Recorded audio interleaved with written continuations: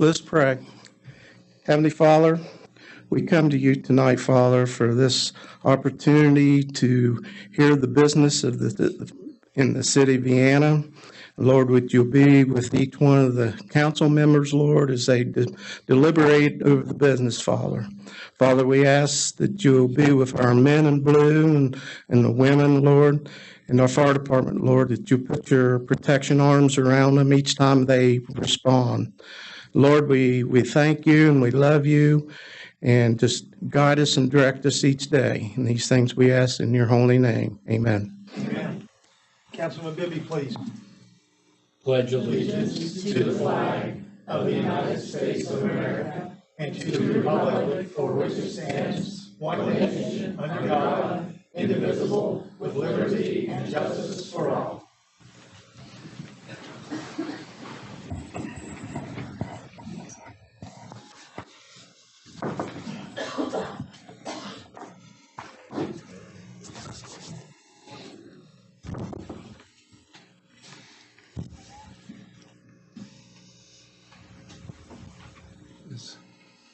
Just wanted to wait till you got seated.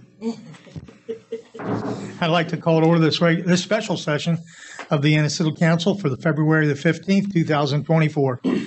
Let the record reflect that I've taken roll that all members of council are present. Councilman Azinger is joining us by phone this evening. Having a quorum, we will proceed. No one signed up for the public forum this evening, so we'll go right into our agenda. The minutes from the regular council meeting on February the 8th, 2024 have been printed, posted, and circulated. Are there any corrections to the minutes? There are no objections, and the minutes will stand approved as posted. We have no unfinished business this evening, so we'll go right into new business. Our agenda this evening is presentations from our outside agencies.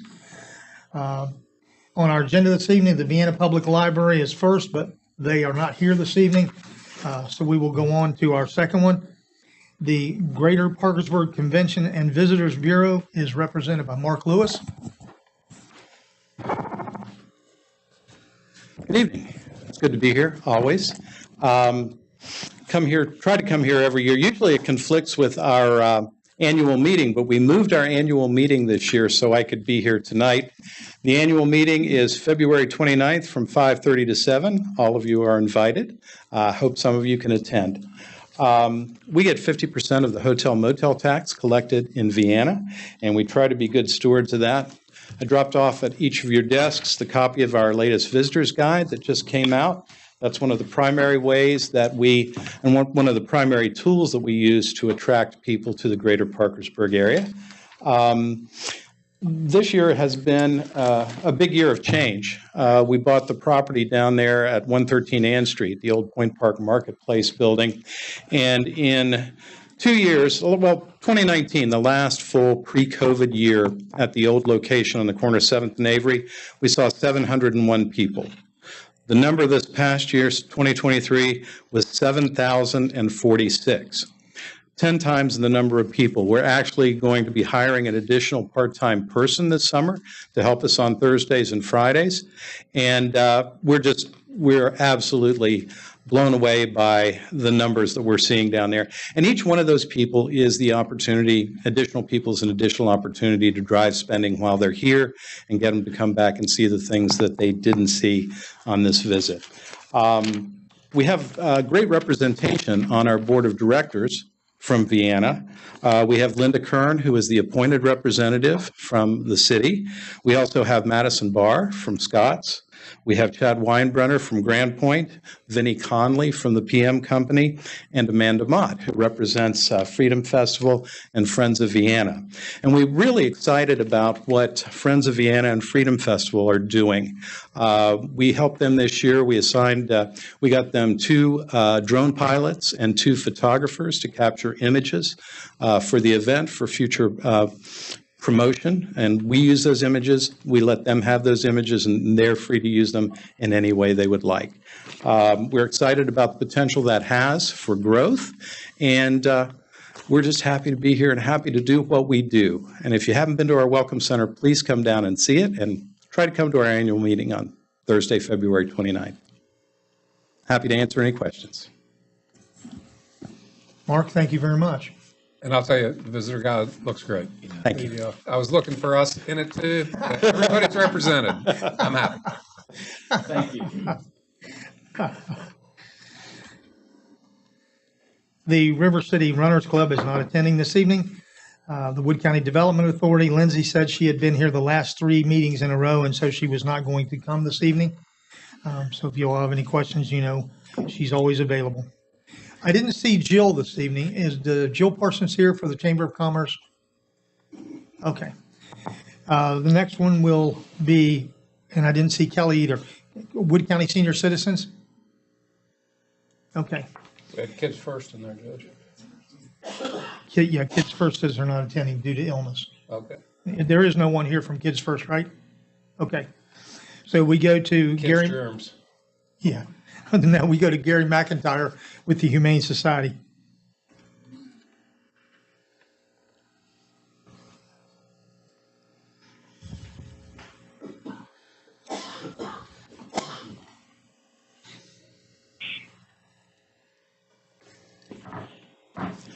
Good evening. As you said, I'm with the Humane Society of Parkersburg.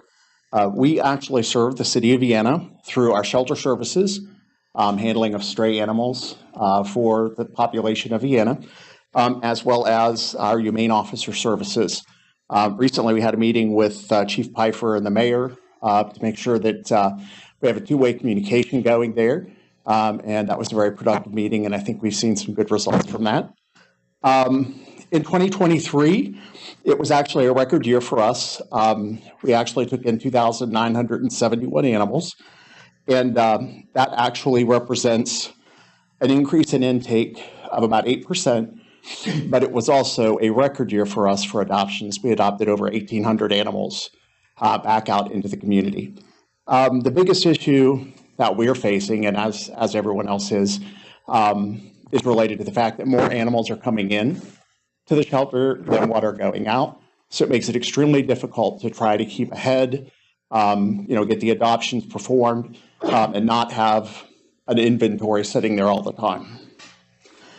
As far as the city of Vienna goes, this year we had 129 animals, or 4% of our intake that came from Vienna. That's down by 38 animals over last year. We had 64 officer calls, which was about 5.5% of our total officer calls. Again, that was down 26 from 2022. And then the funding that we get from the city of Vienna makes up about 3% of our budget. So the rest of that then comes from donations, grants, of the other communities. Just to let you know, we did do a free clinic this year in October. We actually were able to see 311 animals and provide them 985 services. Vaccines, microchips, things like that. That took about 4 hours on a Saturday. So that was sponsored by the Community Foundation, and it was very helpful for us to be able to get a lot of animals that are now within the limits of their rabies shot, as well as some of the other shots that they needed. Outside of that, I'd be happy to answer any questions that you might have. We're not looking for any additional funding at this point, just where we've continued to be. Gary, thank you very much. Thank you.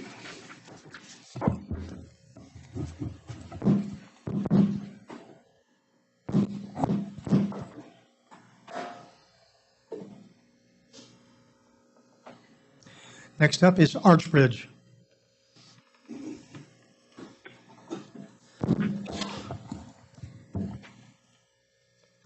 Hello, thank you for having me tonight. My name is Lindsay Dennis. I'm the Executive Director of Artsbridge. If you recall, last year when I was here, I was brand new. So I'm happy to say I've got a full year under my belt, and we had a very successful year. We saw a lot of growth. In the past year, we were able to do a lot of things, improve a lot of our programming, and grow our reach in the area. We would just really want to thank you for your support from the council and the mayor every year. About 50% of our annual budget is made up by grants, so there's another 50% that we bring in from donations and contributions from cities like yourself that really help us complete our mission. We're in the middle of our winter music series. We're getting ready to wrap that up this month, so we'd like to invite you to attend those. They're on Sunday afternoons at the Grand Central Mall from 1:30 to 2:30. We host local school groups who come in and do performances, and it brings in a lot of the community members and helps add revenue to the mall and things like that. I'm excited to announce that we debuted a new website at the end of 2023 that has really helped streamline our social media presence as well as our online presence. We do our community calendar. I don't know if you've seen me on Daybreak in your mornings, while you're drinking your coffee, but we do that online calendar and we showcase those events every week on Daybreak as well. To give a little perspective of how needed the new website was, we were seeing about 1,000 interactions with our website each month. Last week we checked and we're a little over 8,000 interactions with our website. So it's been a huge improvement. VSA, Very Spectacular Arts, is an event that we do for students with special needs. We bring them in from all over the counties, and we're partnering with WVUP this year. We're back home at WVUP. We had to change a little bit last year due to some scheduling conflicts, but it's a really exciting event, a really good opportunity for local civic groups who might need volunteer activities to join us and help serve those students. We also have our Arts Encounter event coming up, which is an event that we do for at-risk youth that brings in middle schoolers from both Washington and Wood County. And we bring them to Artsbridge, the Wood County Society, the Actors Guild of Parkersburg, and the Parkersburg Art Center. So they get immersed in a day full of art, and it's really good for those students.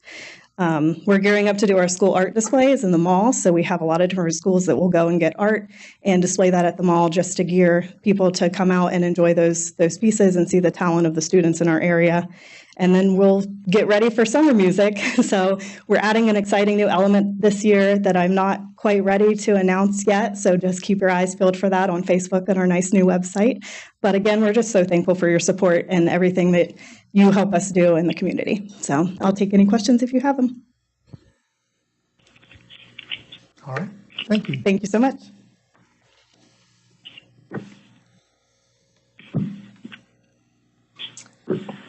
Mid-Ohio Valley Fellowship Home.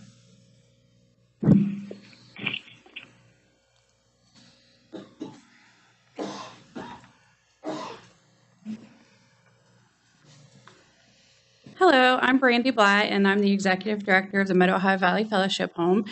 We are the only certified one in the state of West Virginia that houses men with children. We have 5 homes in Wood County. I brought with me a staff member, Chastity. She's also an alumni. This year, we have seen something happen at the fellowship home under my direction that hasn't happened previously, and we have currently 14 visiting and full-time children, so it's a mix of who is coming in and out. So right now, we're at 14 and 1 on the way. I brought her with me. So we want to thank you for your continued support for us because, some things happen that we don't necessarily expect to happen. So that's why we're here. We'd like to thank you for that. And I'm going to give the floor to Chastity. We're incredibly nervous, and I don't know why. Hi, I'm Chastity Jackson, and I am an alumni of the Fellowship Home Program. Me and my 2 children live there. Let me tell you what it did for us. It made me employable. It made me a new person. It made me maintain sobriety. It was a family, all the women in the home helping me with my children and me helping them with their children. It's just it's no other way to put it. It's a family. The fellowship home helped me get back on my feet whenever I left there. I have now 2 years sobriety. I have been out of trouble. I have been doing very well with myself. I've obtained my license back. I've got my children back in my home with me. The reunification and everything went great. I did that at the fellowship home. And that's really what we do there. I brought Chastity along with me because when her kids come to visit the fellowship home, it's like still home for them. They run through the house. They know it like the back of their hand. They know Miss Brenda, staff member. She's from Vienna.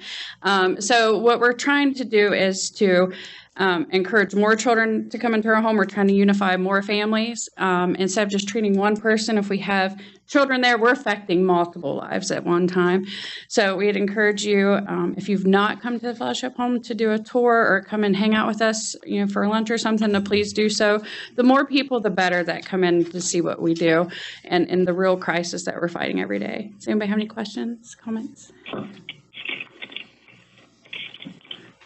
All right. Thank you. Okay, thank you. It's a nice story.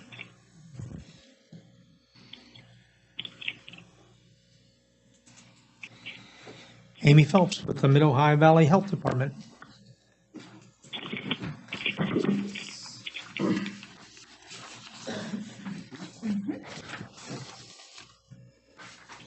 Thank you.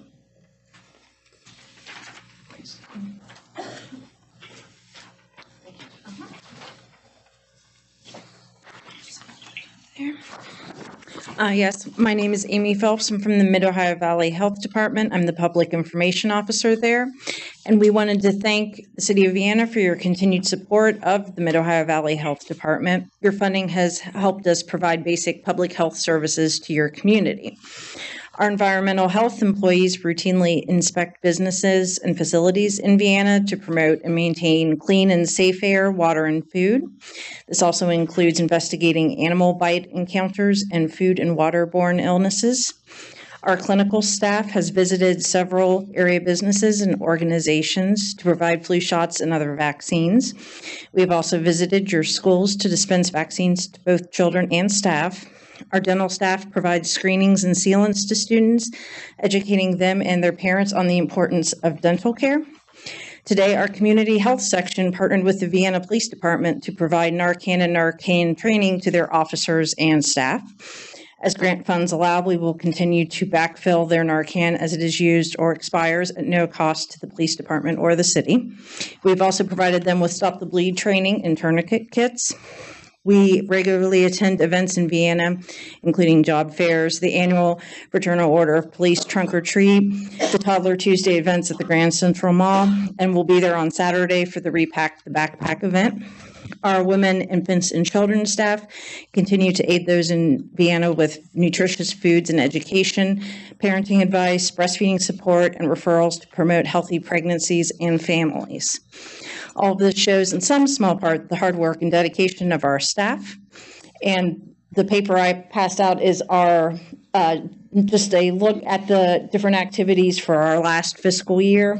You can see how many immunizations, flu shots, screenings, family planning, just a whole variety of services that we provide to the Mid-Ohio Valley and Vienna. And I appreciate your time and hope that you will continue to support our efforts to prevent disease, promote health, and protect the public. And I'm open for any questions. All right, Amy, thank you.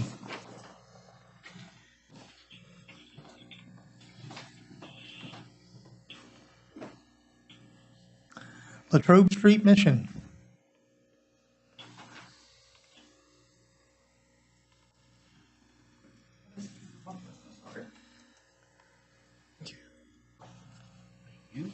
I'm clean and making things awkward. I apologize. Are you fine? Thank you.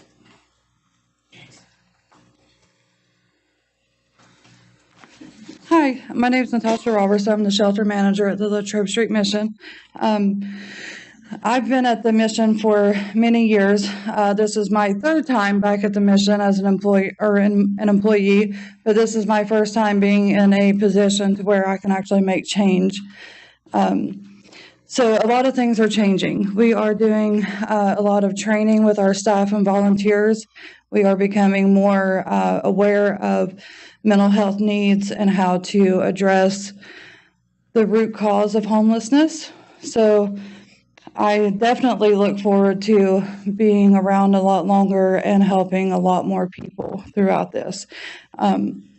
We get many people from many different places all along Parkersburg, Vienna, and all of that. And we are grant and donation based. We don't have anything that, we are a nonprofit, so everything that we do is based on everybody's gracious donations and assistance. We work very closely with all of the police officers in Parkersburg and Vienna. So I had a whole spiel and I don't remember any of it now that I'm up here. Does anybody have any questions? I know we have a lot going on there. We do have sober living beds. We have men, women, and women with children dorms.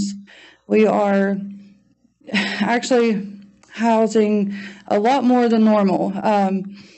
It's kind of a side joke with like the animal shelter. We have a lot more coming in and not as many going out. There's just not housing to house everybody that comes in homeless. So we're housing about 40 to 50 people every night. That was my question. 40 to 50 people every night? Yes, ma'am. It has been steady since probably October last year when I came back to the mission and we started accepting new residents again. Do you know what the point in time census is on the homeless people in our area? They have not released those numbers yet. They just done the point in time count. They have not released their data yet. Did I say point in time or point in sale? No, you said point in time. Okay, I was like, what did I say?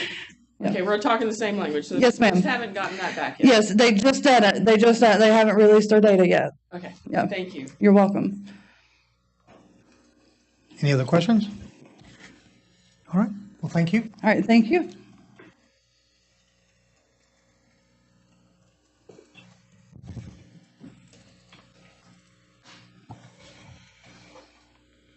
Rodney Smith, Friends of Vienna.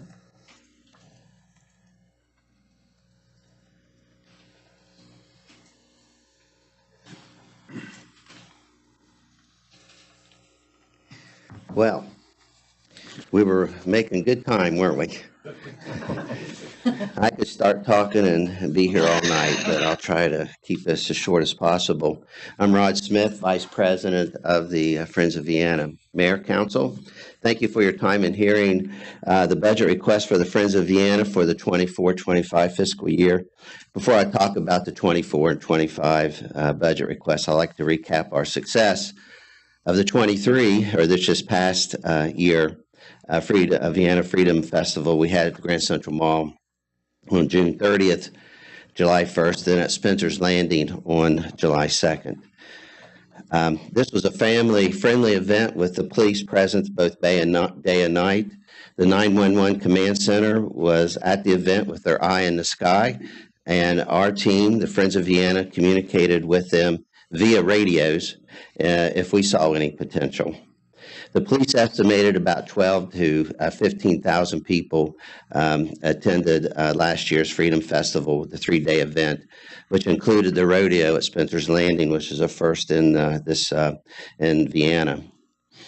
Drake Milliken, who appeared on America's Got Talent and American Idol, was our headliner. His songs include Kiss Goodbye All Night and Sounds Like Something I Do were #1 on the iTunes country music chart. He also portrayed Elvis in a movie titled Nobody. Sarah Allison Turner, a country singer-songwriter, was the warm-up act for Drake. She was from Bluefield, West Virginia, so it was good to have a local flavor. And adding to that, the next night, another West Virginia-born singer performed. His name was Huey Mack on Friday night, and Tusk, a Fleetwood Mac tribute band, followed up. We displayed our sponsors on banners beside the main stage, and we did something new. For the first time, our bronze sponsors and up made a commercial. And we played that commercial during the festival on a big screen at the back of the stage. And if you look and watch the commercials, you could tell the sponsors enjoyed doing the commercials. They had a lot of fun.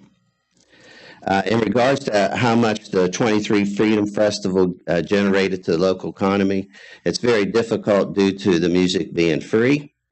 But there's a couple of things that I wanted to comment on. I saw in the paper at the Charleston Sternwheel Regatta numbers as looked at them as a guide. And they brought in over $37 million to the local economy. They got that number by getting an estimate of 222,000 people. And that equated to about $167 per person. Also, according to the Southeast Ohio Arts and Culture events, they generated about $50 a person to the local economy.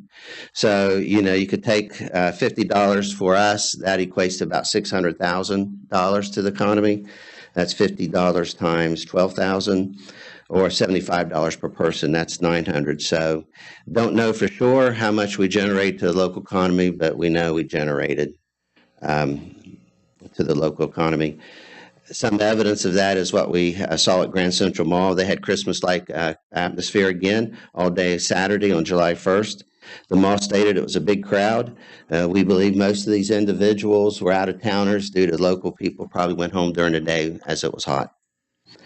Some restaurants at the food court had over 25% increase in sales. Some retail stores at the mall had over 15% increase in sales. Many stores had all their cash registers operating.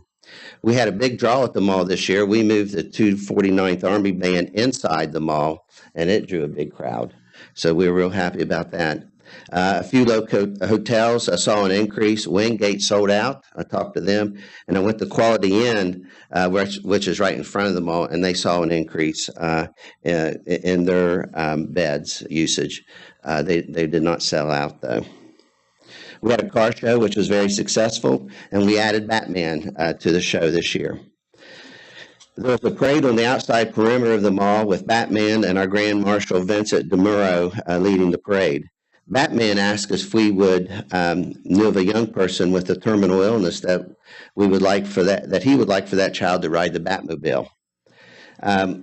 We found one, unfortunately, but it was so cool because the kid was very excited that he got to ride the Batmobile. He's a young fellow, and what was really neat, Batman asked his dad to drive the Batmobile.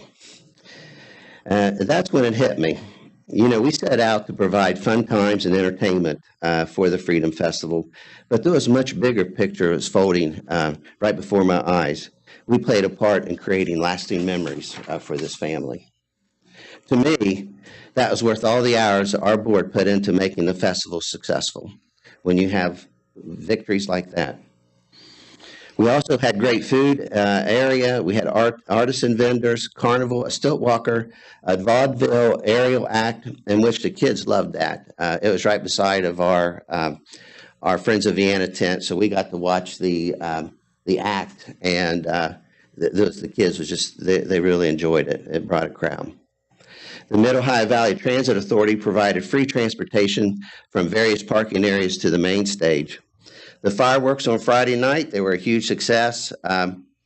What was neat, and I'm going to ad-lib this, so forgive me. I didn't write it down. So what was neat about that, we wanted it on Saturday night, and they told us that we can. And so we started planning for Saturday night, and then they called and said, we can't have it on Saturday night. We got it on a Friday night. And I said, why? And they said, well, there's another city that's we've been providing fireworks for them for years. They want it on a Saturday. And I said, okay, I can understand that, you know, the longtime customer. But is there anything you could do? Can you bring another crew? We'll pay for them. We'll pay for transportation. We'll pay for them to stay all night. And they said they couldn't. When I got the bill was the same price as the first year we had the fireworks. It was not increased like they said it was going to. And so I called them and I said, hey, look, we got a problem. And they said, oh, what's that? And I said, you're not charging us enough. You quoted this price. We accepted it, but the bill's cheaper. I want to, you know, what's going on? Did you make a mistake? Because it's the same as it was the previous year. They said, no, our president felt bad after they committed to a Saturday night, but couldn't do it. So he kept the bill the same. Those type of things happened throughout all the Freedom Festival, where people,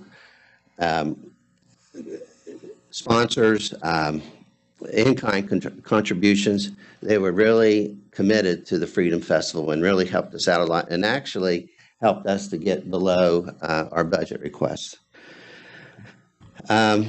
The hot air balloons, that was the only bummer. The hot air balloons were scheduled at the Spencer's Landing. However, they had to be canceled due to possible wind we thought we were getting, so we had to cancel them. The Friday night fireworks, by the way, was great. Another great night. It didn't go viral on the Mid-Ohio Valley weather update like we did the first year, but it was a big crowd. So we were happy about that. The police stated everything went well, and they actually said we need more of this. Remember, like last year, for the second year in a row, these guys were outside all day, 90-degree plus weather, wearing full-body armor, and they still wanted more. And I think that's a testament to your police force. So we thank you for that. The Vienna Freedom Festival would not have been a success if the police, fire, public works, and park employees were not involved. A big thank you goes out to them. I can't say enough that the success of the Freedom Festival, and this is what I believe, was due to the city employees working overtime to make this a very safe environment. Not one time did we feel that we were in danger of anything. They did a great job. Our last year, which was 2023, Freedom Festival had a budget of just shy of $240,000. We raised over $160,000 in sponsorship money and about $73,000 in in-kind donations. In-kind donations included logistics, advertising, card plaques, etc. We paid all of our bills within 2 weeks of receiving them, and we did not spend any of the money that was earmarked for this year's, which is $40,000 for the Freedom Festival. So none of that was spent. I believe this festival is second to none in our area. It's become a must-see event, and I would love to see more people. And I've said this before, and I always say it. Did you know over a 50-mile radius in Vienna, West Virginia, there's over 450,000 people live? Can you imagine the people we can reach? This will just be huge. We can only be successful if we secure the sponsorships. This past year, we had over 115 businesses and individuals to give to this event. Think about that, 115 different businesses and individuals to give. We started out as a community event, and it quickly became a regional event with businesses all over the area giving. We had businesses from Charleston, from Wheeling, and an individual from Morgantown that believed in what we were doing and gave. The city has approved $40,000 in their 23-24 budget for this year's Vienna Freedom Festival. Our budget for this year's festival is $222,000. Approximate breakdown of that is entertainment is about 44%, advertising is 3%, fireworks is about 10%, stage and tents about 23%, and all the others about 16%. We estimate our in-kind donations to be $110,000 this year. Our rodeo budget is $45,000 for this year, and if you add the $45,000 into the $220,000 for the festival and divide that from last year, that's about a 12% increase from our last year's budget. This increase is due to the groups that we're bringing in. Some are YouTube, some are TikTok.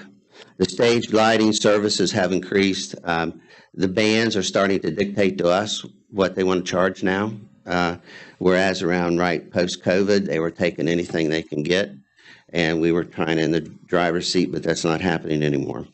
Hopefully, we'll be under budget this year. Okay, so we basically finalized our lineup for Friday night and Saturday, but Jack will be making this announcement to the council later this month. But I will tell you this, Friday night, we'll have something that goes like this. At Grand Central Mall, June 28th, we'll have 2 to 3 bands, a carnival, food, crafts, and there will be something after the bands perform, a first in our area, probably the first in West Virginia, a surprise show. And I won't take any wind out of Jack's sails. I'll let him mention that to you, but I think you'll really be excited about it. On Saturday, June 29th at the Grand Central Mall, they'll include 3 to 4 bands. One of them will be the 249th Army Band, which will be in the mall again, which is good. There's carnival, food, crafts, car show, and then we got fireworks on Saturday night. So they committed to us this time, so we're happy. One bad news about it, we won't have a parade this year. There's a couple things. One is with the WVU Medicine on the outer loop down in the corner, they were open. Renal dialysis unit was there, and people were coming for it. And while we were walking, cars were coming, and we kind of felt that was unsafe. Another thing, too, is that we couldn't get a band. The bands could not perform until after July 4th. We tried to give an alumni band to come in to perform, and we couldn't do that. So this year, they will not have a parade. There's 2 nights, which is new, at Spencer's Landing. We will have a rodeo for 2 nights. A carnival will be down there. It'll be the same carnival that we have at the Freedom Festival, and we'll have food vendors. Saturday night is the same as Friday night, with the exception of we'll have tethered balloon rides. So Spencer's Landing is going to be rocking those 2 nights. Please try to make it down there. I try to make it down to the Freedom Festival, but also Spencer's Landing. Watch these cars coming in. It is so cool. It's that saying, if you build it, they'll come. You'll see it. You'll see it there. The reason for the 2 nights at Spencer Landing is this. SEBRA, which is the Southern Extreme Bull Riding Association owner, Randy Moore, which is the rodeo, contacted Teresa because he would like to have rodeo here for 2 days. This is because the bull riders and the barrel racers love the experience at Spencer's Landing. They love the food, the view, the crowd, and how nice the people were. And that kind of makes me happy inside. And so that's why we have 2 weekends. 2 weekends, 4 times the fun, right? That was Jack. Did you make that up, Jack? Okay. Last year, I want to tell you this, we were blessed beyond measure. And of course, the success of this year's event depends on the weather. Let's pray we'll have good weather this year. I want to take you back to a little bit about history. Historically speaking, for the 21-22 budget, the city contributed $25,000 to our first festival, and I think with overtime there was about $9,000, just under $10,000 extra. So it was a totally spent around $34,500. For the 23 budget, the city contributed $25,000, and you guys contributed all $27,000 for the rodeo, which made it $52,000. There's approximately $12,000 for overtime and taxes, so that totaled about $66,000. I may be off somewhat, but you kind of get an idea. For the 24 budget that has already you guys approved last year that we're using for this year's rodeo, it's $40,000. We did not ask money for the rodeo. Overtime and taxes, et cetera, is to be determined. Our request for the 24-25 fiscal year is $45,000. We're just asking for $5,000 more from this year. Again, we're not asking for any additional costs to cover the rodeo if we have one. The amount will be earmarked for the 2025 Freedom Festival. We really appreciate you guys believing in what we're doing and giving. We were able to do something very unique this past year. In giving back to the city, the Friends of Vienna bought an electrical distribution panel for just under $10,000, and we gave it to the city for use in other events, however they want to use it, and also especially in emergency situations. So we're real pleased about that. We also did some little things, such as, but to the people we gave this to, it's a big thing. We gave all city employees who worked the festival food vouchers for that day. They worked. So they can eat for free while at the festival. Friends of Vienna does other things, such as the flower baskets along the median, Grand Central Avenue, and also the Christmas ornaments. Last year, we commissioned Tina Allman to write a book titled Discovering Vienna, and Jack talked about this. It's a wonderful book. It's for sale, so in case you want some, $80. This book's titled Discovering Vienna, in which the Friends of Vienna paid to print the book. This book is about early settlers in Vienna, including the Briscoes and the Spencers. This book already won 1 award for design and content. Tina submitted this book again, another contest. She submitted the book for an international design and literary contest, and it placed in the top 3 in the world. Now let that sink in the world. This book is in the top 3. Tina will be traveling to Milan, Italy this July, where they'll announce the winner. This is a red carpet event, so it's very important. If this book wins an international award, it will be displayed permanently in Milan, Italy. We'll keep you posted. And I said that to say this, Vienna is getting noticed, not just in this area, but internationally. How does that sound? Think about that. That sounds unbelievable, but it's real. I think everyone in this council should be very pleased how the Friends of Vienna are representing Vienna. By your continued support, the Friends of Vienna will do our part to keep Vienna a great place to visit, to live, and to raise a family.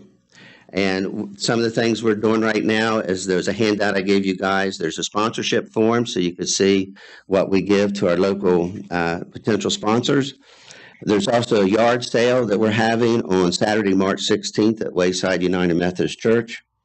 And there's a cash bingo on Saturday, March the 2nd at the Vienna Community Building. And those tickets are available if you need some. That's all I have, so you have any questions? I have a question. Okay. I want to talk about the in-kind. You were talking about previous years, what the city employs, what that has cost the city to have the employees. Mhm. I think the first year you said somewhere 9,500. Something like that. Yeah, okay. And so I did reach out to Amy this past week about the hours for last week, or the last Freedom Festival. Yeah, thanks for copying. Jim, that's never going to happen. Well, we'll talk about it later. We're going to get the city attorney involved. So I, what she told me was there was $12,000 basically in regular hours, and there was another $11,560 in overtime hours. So that was $23,573 approximately in regular hours and overtime hours, and that doesn't include any payroll taxes or retirement contributions. So, and that can start to add up, as we know. So I don't know what that actually works out to be, but my concern is doing this over 2 different weekends. Well, it's exciting, 2 different weekends, but it seems like if it cost over $23,000 to do it last year, is that going to double then? As far as our payroll goes to do 2 weekends? I don't think so. If you remember last year, the city, and let's not talk about overtime and taxes just yet, okay? Just what the city gave to the Freedom Festival to have it, we received $25,000 for the Freedom Festival down at the mall, an additional $27,000. So that's $52,000 right there. And then you get overtime, that's added. Some of those numbers I haven't looked at, I didn't include, when I looked at it, I did not include their hourly rate because I felt they were going to be working anyway. So I just looked at the overtime. And so that's how I got my $66,000, Kim. So this year, it's $40,000 that you guys had already earmarked. We've got that money. How much overtime? I don't think it's going to double because last year, you remember, you had 2 days at the mall, and then you had 1 day at the Freedom at Spencer's. That's 3 days. We're just adding 1 more day. So I don't see how we could take last year's, double it for this year. And I don't think it's going to come up to what I call 66,000. I think it may be close because, you're going to add a little bit more. But you remember, we're not asking for 27,000 for the rodeo either. Right. I mean, this is So there's an 8,000 difference there, just what you guys give us. Okay. I think, if I'm math right, 52,000 minus 45, 7,000 difference. Well, I mean, it's difficult to follow because when you guys got rolling, you had your budget request, and then we came in and we did, I think, 2 different budget revisions in the last couple of years. And just me looking at those budget requests and just at some of the payroll that we've talked about, Yeah.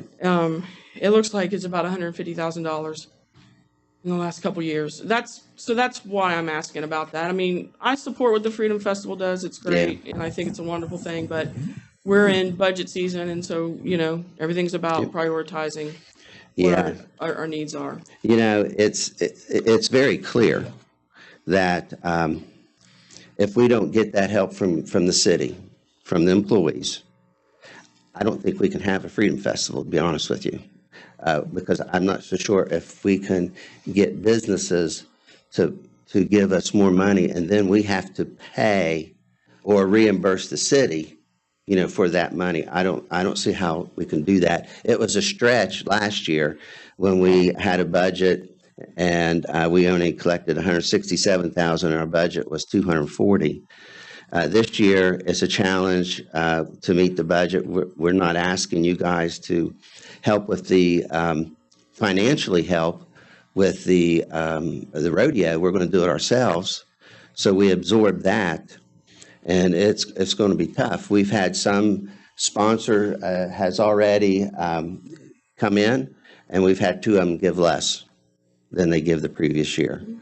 So I'm very thankful what the city does and the commitment you guys, the council here does. I'm very thankful for that. But I hope when you go and sleep tonight, you realize that this festival would not be able to happen if you guys hadn't made that commitment. We understand that. That's why we didn't ask for the rodeo budget. We went from 52,000 down to 40. Then comes the overtime and the taxes, et cetera. I don't believe it's going to be over 66,000 again. I don't see it, but it could be. I mean, Well, I can't. I It's totally it's agree. something in the future that we just don't know what's going to happen. I totally agree with you that this could not happen without the city employees. Not only, police and fire, very important, but public works, Yep. the parks department. I gave them a big thank you, Yeah, you did. and we fed them, which is happy. They're happy. But my point, Rodney, is I'm just trying to get what the number really is, because there's a number you ask Yeah. for, and then there's the other number that happens that nobody knows about. I just like all the cards to be on the table, so that we know. Because sometimes, I don't know, for me, sometimes I tend to be kind of aspirational, and I overdo, and I get too many things going, and I say to myself, I better cut back a little bit, because I can't afford to do X, Y, or Z. So I'm just saying, I want to know what the numbers are, not only what we're giving you in a check, but what the numbers are going to be with our employees' retirement and all the taxes, all that stuff, because it adds up. Yep. And I'm not bashful about asking for money. So,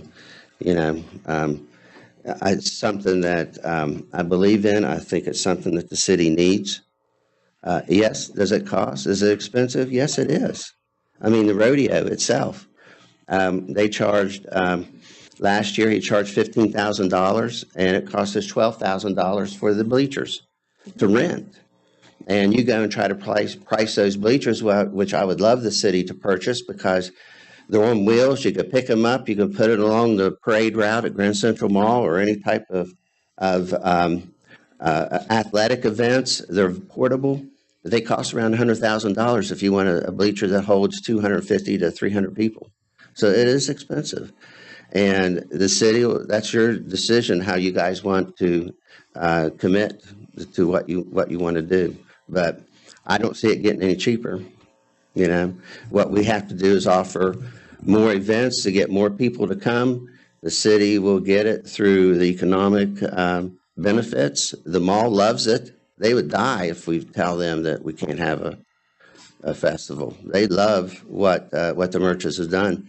And I'll tell you about the mall. Jody told us that it's one of the first times they had 100% occupancy rate. I'm not saying the Freedom Festival did that, okay? But with a lot of people down there, it certainly helped.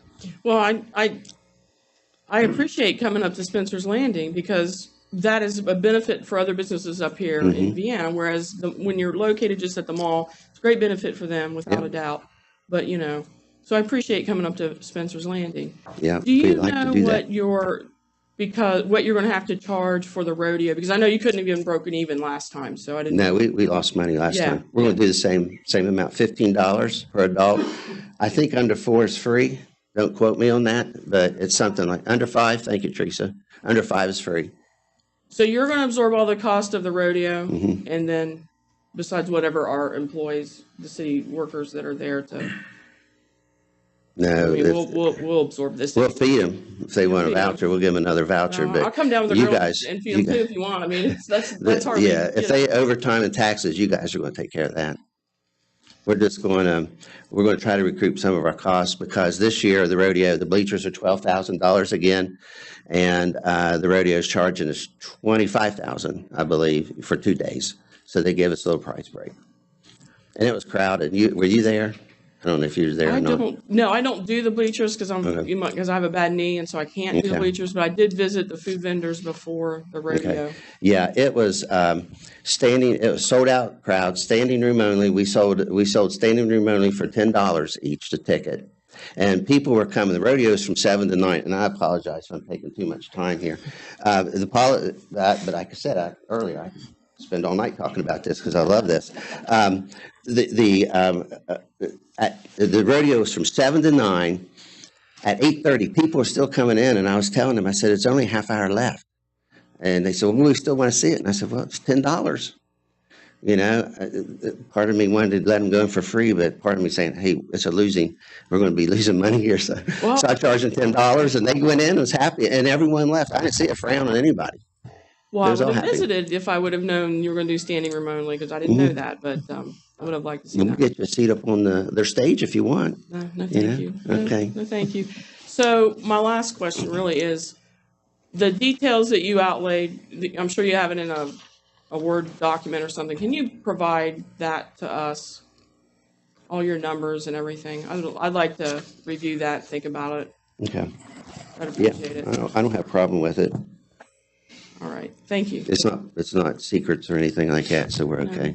Mr. Leach, do you have something? A few things. Thanks, Kim. So, first of all, I've gotten emails this week from Kim asking Amy Roberts about overtime to pay for city employees. We've heard Rod talk about the economic impact, his estimates ranging $600,000. We invested the money that we've invested, just as we do with all civic and public events in the city of Vienna, parades, children's events, social, the ice cream social, you know, and I kind of feel like this approach by Ms. Williams in challenging the city's investment in the Freedom Festival, which by any account has been a fantastic success over the last 2 years. You know, that rodeo really was Field of Dreams. I mean, you look at, I was sitting there, we did a bull ride, and I contributed $6,000 personally to the Freedom Festival. And I don't say that for any accolade. I say it because that's how much I believe in what the Friends of Vienna are doing, okay, and how successful and how much of an impact this is having on our community, on our stated goals of trying to bring families like, you know, Tony Morrison's here with us tonight. He and his 4 children, his family just moved back to Vienna. He's running for city council. This is the kind of impact that these situations by the Freedom of Vienna. I don't know why Ms. Williams is not copying me, quite frankly, on emails to Ms. Roberts, our finance director. It seems to be some kind of I don't know, a tug of war. But so I don't get that information unless Ms. Roberts, you know, sends it, and I'm pretty frustrated by that. But I'll tell you this, you know, you said 40,000. I would like to increase that to 50,000, and I can't tell you what I think the impact is, you know, for these types of efforts, and this is just the beginning of it for the city of Vienna. So I do take some affront with some of the comments by Ms. Williams. I can't say enough. You know, look. So what are they doing? A cash bingo, you know, on March 2nd. A yard sale on March 16th. I mean, the effort that's going into all of this and what are there, 2,200 followers, 2,500, something like that for the Facebook page for the Friends of Vienna? I'm not sure. I mean, this is a group that is really making movers and shakers in Vienna. And I can't tell you how proud and how impressed I am by all the efforts of all these volunteers. So yeah, I'd like to increase that from 40 to 50,000, and whatever we need to do, Amy, to add that or whatever. But just kudos to you guys, and wow. Thank you. Mrs. Zealand. So just to respond, Excuse me. Mr. Lee. Excuse me. She can. No, it's your turn. Okay. First point of clarification. So did you say that this year you guys are requesting for the next budget 45? For the 25. For the 25 Freedom budget. Festival, So then 45. So then are your reference to the 40 increasing to 50, is that My mistake. So I'd say, yeah, round it up. 45 to 50? To 50,000. Just Okay, I just wanted to make sure. as a token of appreciation I see for these folks. Okay, all right. And yeah, I would agree with some of the points that Jim made. I mean, I totally understand, and I get, I mean, some things just cost money, right? And things are expensive. But when we also look at not just a service to the community, it's also an injection into the economy. And, you know, like he was mentioning, you know, like the family fun days or the parades or anything like that. None of those are all almost like at cost. Like those are things that cost us money that are an investment into our community. But I see what the Freedom Festival has evolved into. Even, I thought it was interesting, you said it's not just a community event, it's becoming a regional interest. That speaks loudly to me because it is injecting a lot of business into our area. And it's, to me, offsetting, it's offsetting the cost. Yet we're making a lot more, and all those people going shopping and eating and all that stuff, spending their money here. And so if they're spending their money here, in my mind, I can justify the cost. In my mind, we're not out anything, because we're making it back tenfold in revenues and taxes and that kind of thing. So I'm glad that you monitor how things are being spent, because you're right. I mean, sometimes it's like, okay, this is what the number is on paper, but what is it really, kind of thing, and that's important to know. But I think we can see in this case, when you calculate the impact on the economy, it just becomes kind of a moot point to me. So, Rod, when I knew that there was some questions asked about the expense that the city incurred, I reached out to the department heads, and I started with our police chief, and I asked Chief Pfeiffer, and his answer to me says it all as far as I'm concerned. Public safety is the primary goal of the police department when it comes to large events. And it was the same answer for the fire department, because they had a lot of guys down here maintaining traffic, making sure that it was a very enjoyable event. Because I commend you all. I thought when you all started that, if you did one day, fantastic. And then you did 2 days. I mean, it just doubles the amount of effort that you all have to put in, scheduling, organizing, getting it all done. And then all of the equipment that has to be set up. Our public works guys work hard every day, and they like doing this stuff with you all because it's different. And then when you get 10,000 people in, how much trash do you generate? Well, I hate going to events where you have to see trash cans overflowing and stuff on the ground and all that. And I think as a city, the commitment that we've made to the Freedom Festival has been well worth it. And, the public safety part of it, I want everybody there that we've got just to maintain the safe feeling that you get when you come to Vienna, West Virginia. I think that's one of the things that we're very proud of, is we're a safe city. And so, I just believe that the investment that we make in the Freedom Festival is no different than the Marietta doing the Sternwheel Festival, Parkersburg with all the stuff they do down at Point Park. I mean, look at the crowds that come into our area. It's huge. And I agree with Mr. Leach. This thing's turned into a regional event where we're getting people in here from, and I believe you said a 50-mile radius. I mean, that's a big deal. I mean, that rodeo was unbelievable. And so, I think that the fact that you all, and you have a very dedicated group of people, my feeling is that the city of Vienna, for the majority, supports you very, very strongly.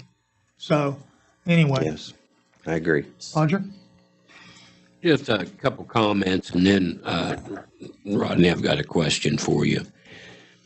Years ago when we started the Family Fun Weekends, that met with a lot of negativity throughout the community, that we were spending money to put these weekend festivities on a Friday night and then a Saturday event for the kids. However, they became quite successful. And I think this, when you look at some of the events that's going on in the city now, and for many of my years on council, I always heard there's nothing to do in Vienna. Well, we're creating things to do. The Family Fun Weekends, hugely successful in my opinion. The fire department does an annual ice cream social every year. It's always been successful. And I don't think that there's any reason why that the Freedom Festival, by its own proof, has become certainly festival or a festive festival. And I know I've heard, and I believe it or not, I was able to attend a little bit of the Freedom Festival. It was pretty awesome. When we talk about, our public safety, and we've hit on it a few times tonight, is the commitment, by the city administration. One thing that's really jumping out at me is the commitment by our employees, and that's huge. That's just huge. And when you got a buy-in like that from your employees, I don't care who you are, you've got a good thing going on. Now, my question, Rodney. Did I understand you to say that a set of the bleachers cost about $100,000? If you were to buy them, okay, let's talk about that for a second. Bleachers come in all sizes, shapes, type of metal. I'm talking about a bleacher that's portable, which comes in on wheels, it stays on wheels. It flips over, okay? Mm-hmm. And then they put the railings up, and a pickup truck can bring it in. They're lightweight, and you can wheel it in anywhere. You can put, any trailer. And then it comes in different sizes, different lengths. You can have bleachers that will hold 100 people. The bleachers that we're renting holds about 250 people per bleacher. We get 4 bleachers, and it costs us $12,000 to rent them. And the owner says, you cannot put any tape on these bleachers. You cannot do anything, mark them with anything, crayons, paint, anything. Any damages to these bleachers, you're going to be charged the cost of fixing them. So what I did was, and Craig Metz is the one that told me about it. He said, you probably should take pictures of those bleachers to make sure everything's okay. So I went in and started taking pictures where we saw bleachers that were already dented a little bit. We had an individual that wanted to put tape on the bleachers, and I said, you can't do that. And it dawned on me, I just happened to have caution tape in my truck. For whatever reason, I have no idea, but I had a roll of the yellow caution tape. So I said, would caution tape work? Because he wanted to save a spot. And he said, fine. So we were people, when we noticed they were trying to get the tape out to save their spot, I got the caution tape and helped them, to do that. So we'll make sure we'll have a roll of caution tape down there for them. So, if you pay for these bleachers, they're about $100,000, similar to the one we use. And then one person can operate it. And my guess is they're not going to get any cheaper.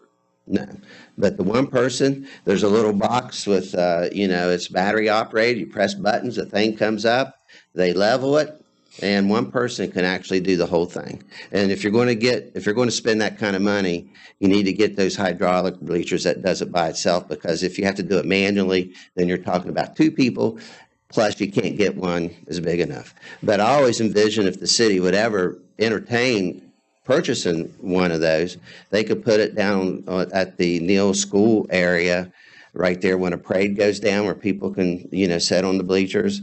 Any type of soccer tournaments, baseball tournaments where there's room, they can wheel those bleachers in and put them in and charge more for seating or whatever they want to do. So it's virtually limitless.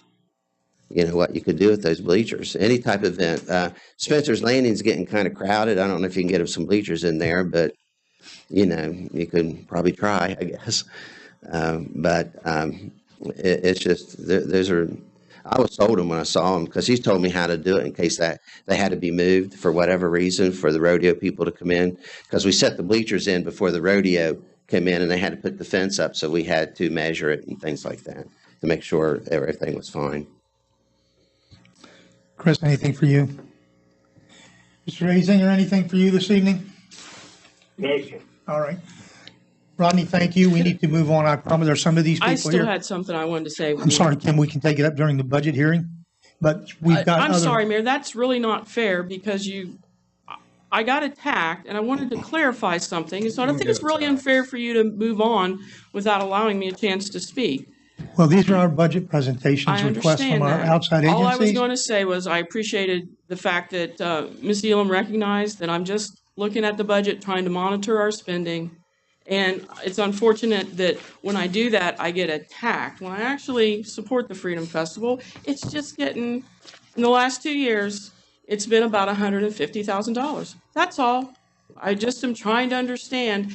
And I appreciate you kind of guessing on what the economic impact is. But I know when you came here last year, you were going to try to kind of do a better job of that and getting a more of an economic Yeah, impact it's difficult. study. So, if we had those numbers, I would feel so much more comfortable because I think you're correct. I mean, there's a lot of money that comes in through 1% sales tax and so on, but we don't know how much that is. So that's all my point is. Yeah, and that's why, and Mayor, if I can add one thing, that's why I mentioned about the mall, about the increase of the, some of the stores had a 15% increase in retail sales. Some of the food court had a 25% increase. The pet store all the way at the end, their cash registers were all, working. So we know there is an economic impact more than what normally would be for that July 4th weekend holiday. To estimate that is very difficult.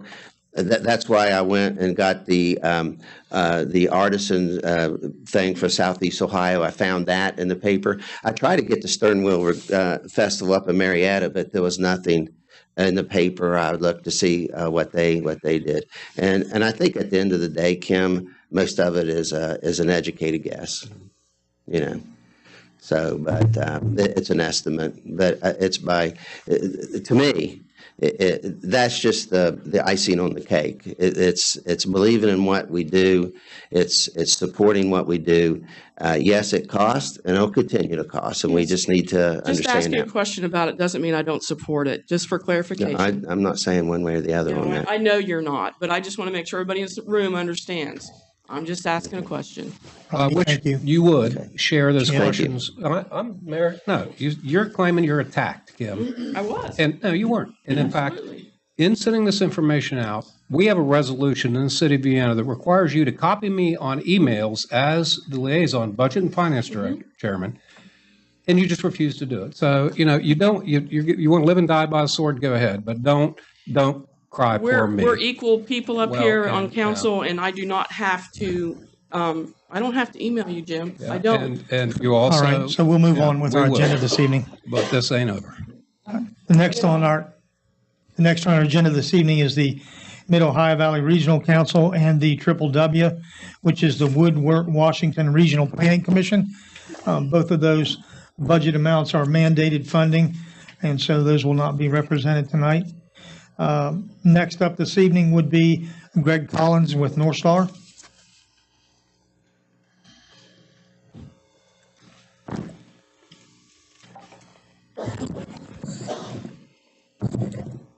Thank you all for having me here tonight. I really appreciate, I was just here a couple of weeks ago and I provided you all with information. I told you in great detail about the center, so I'm not going to rehash all that. I'll recap a couple things.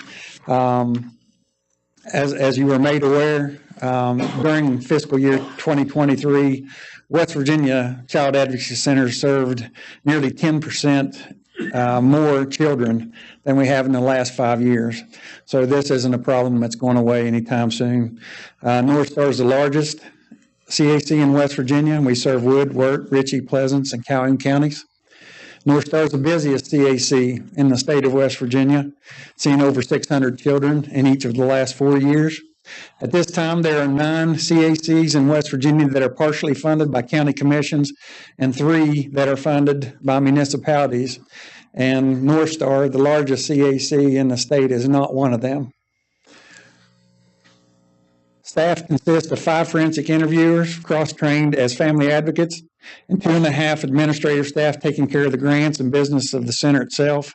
We're doing the most in the state with less personnel than is recommended, and I'm glad that we are doing it that way. That means we're efficient, and we keep everybody lined up and going strong. On July 1 this year, we'll lose a grant that we've had for 8 years, providing over $50,000 a year. It will no longer exist. The projected federal VOCA grant cut for October 2024 is 57%. It's 86% in October 2025. VOCA is 42% of North Star's budget. State grants account for 26% of North Star's budget and are never a sure thing. Foundations account for 14% of our budget and are also never a sure thing. We work hard for this money as we can. We do not lay on our laurels and expect money to come in. but with any grant, donation, or foundation contribution, they're only temporary fixes. And my goal is to make sure that North Star is here and functioning for our children, helping law enforcement and CPS workers for the next 100 years. Tonight, I'm respectfully asking to be included in the budget in an amount of $10,000. As I stated, the last visit, Wood County accounted for over 78% of our forensic interviews last year. The majority of those are in Parkersburg and in the county. To give you some perspective on the request, I've already spoken in front of the Wood County Commission, and I stated I would be asking them for $50,000 in their upcoming budget, to which they were receptive. They also talked to me about providing us a new building and property for a center, which we need to expand. I will be asking Parkersburg for $50,000 as well, because of those percentages, with some preliminary discussions already taking place with Mayor Joyce. Again, because of the number of interviews conducted for each of the other counties, I will be asking them for $5,000 to $10,000, with the goal in the end being to fund 2 to 3 of our current 7 positions with inline budgets and not have to rely on a collapsing federal grant. I'll close by saying that I realize this is not a problem that the city of Vienna created. And I'm not asking you or any other county entity to completely fund us. We will do our part for sure. I'm just trying to gain some stability. When you're 100% grant, foundation, and donation funded, it's hard to plan, employ people. It's a tough way to go. And the talk around the state during this legislative session is, what would it be like if CACs no longer existed? And that comes from the grants collapsing like they're doing. So this is a real thing, and it's not a feel good, hope I can get some money kind of thing. This is a real service that we provide, and I think we're doing a lot of good in our community for this. So any amount. I don't like coming in here with hard numbers. Any budget inclusion would certainly set us in the right direction for the 100-year plan of being here long after we're all gone. Make sure that the center is here for our children. Thank you. Could I ask, did you already say, I might have missed it in the numbers. Did you tell us what your overall budget is for the year? I did. I told you last time it's $544,686. I would like to see us give them more than 10,000. We can play with a number there, but I agree. I would like to give more than 10. I think you need to be included for more than that. So we'll have to talk about what that number is. But thank you, ma'am. It needs to be higher. Any other questions I can answer? Greg, thank you for saying that, Melissa. Greg, thank you. Thank you, sir. Thanks, Greg.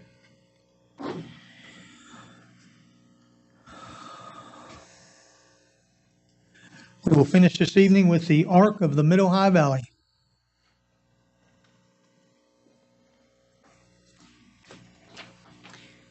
Hello, my name is Michelle Curtis. I'm the Executive Director of the Arc of the Mid-Ohio Valley. I'm a new face to many of you. I've just been the director almost a little over a year now, but I have been with the Arc for almost 17 years serving in a variety of different programs that we have. So I just want to give a little history about the Arc and a little bit about what we do. Since 1955, we've been a beacon of advocacy for individuals and their families who have developmental differences. Our mission is clear, and that is to provide a satisfying and productive life for citizens with developmental differences. And we are a part of a national chapter, the Arc of the United States. While we are the Arc of the Mid-Ohio Valley here, we also have the registration license for the Arc of West Virginia. So we are serving families all across the state of West Virginia. Some of our programs and activities you guys might be familiar with, the West Virginia Birth to 3 Early Intervention Program. We are the main hub for that for an 8-county area. We also have the ARC Thrift Shops, and we have the People First Cafe, which was opened just a few short years ago. Many of our other programs, we are required to assist our folks to be able to get to them by transporting them, and that's why I'm here tonight. In the last year, we've incorporated 2 new programs. One is called the Health and Wellness Program, in which we offer educational activities, social opportunities, all that impact an individual's health. And coming out of COVID, I saw firsthand how individuals were impacted by that social isolation, as well as our folks that are limited with transportation and opportunities. So some other programs that we've added is the Arts in the Underserved and some vocational training opportunities.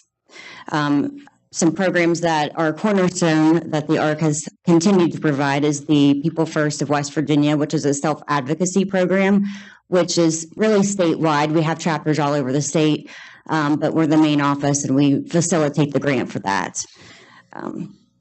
Conferences and meetings take place all around with that. And then our final cornerstone program is the Inclusive Summer Day Camp that we provide respite opportunities for families who have students that receive special education services from age 13 to 21 years old.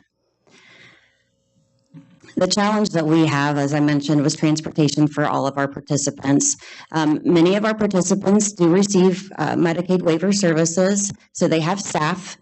Many of our families or children that participate in ARC activities have family members that are supports. But we have a large amount of participants that don't have anybody. Some of them live on the bus line. Some of them have challenges walking to where the bus picks them up. So there's some mobility issues with the population that we serve.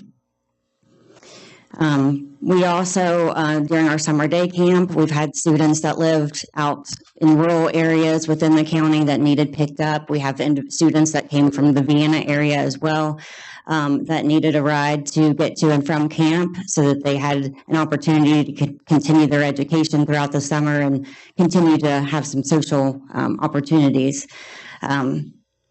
So with that, we did try to tap into the Easy Rider bus services. We did try to tap into local transportation opportunities, but we were told there's a shortage of drivers. We did try to rent vans, and we were able to do that for a lot of our field trips and activities. But during the summertime, there's difficulty in renting vans to cart 20 students and staff around. So we had some challenges, but we did rely on some community support partners and other agencies, nonprofits that came to our rescue, like South Parkersburg Baptist Church and the Ely Chapman Education Foundation. We're thankful for that. All in all, we want to be able to take our summer day campers to places like Woodcraft, to places like McDonough Wildlife, to go hiking, to be able to really explore all of the resources in the community, including Vienna. Over the years, we have owned a van that we purchased from the Senior Citizen Center, and we ran it until we couldn't run it anymore. Several years ago, we received a donation from a private donor of a 2007 Chevy Uplander van, which seats approximately 7. It doesn't really allow room for a folded up wheelchair or a walker.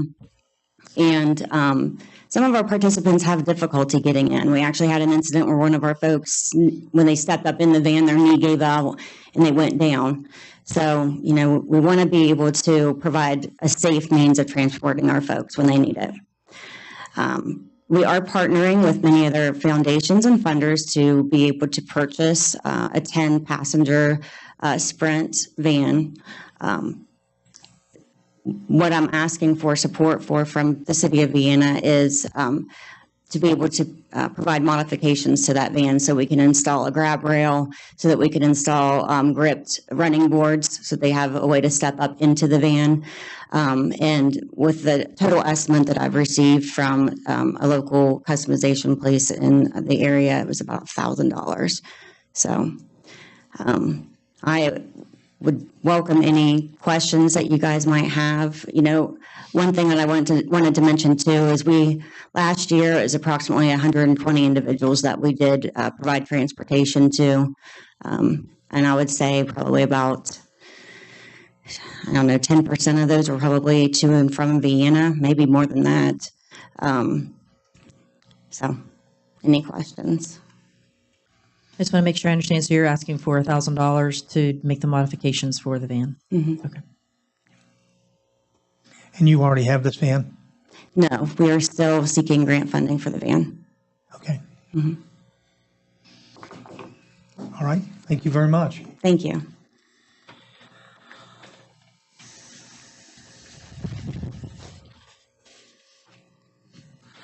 So to each of you that came this evening to represent one of our outside agency, I would like to thank you all for the work that you do in our community. Brandy, I have to say that I really appreciate the fact that you brought that young lady with you this evening. I think sometimes when we don't realize the situation that some people are in when you have children and your life kind of gets turned upside down, that it's really a life-changing event when you can get your life back and your family back. And I think that lady was a testament to that. She looks pretty squared away to me. So, I appreciate you doing that. And all the other groups that are in here, there are people in our society that just need your help. And I am so glad that there are people like you that, Greg, you're a prime example. I mean, you're a retired policeman. You don't have to do this, And Doug Hess, I don't know how long you've been around, Doug, but you've been around a long time. Okay? And so I really appreciate all the work that you all put in. And, the city of Vienna will be including you in our budgets. And I know it's not enough, but it'll at least help some of the way. So anyway, thank you all for the time that you give. And it's amazing what you all do. It really is. All right, that concludes our agenda this evening. So are there any council comments this evening? All right.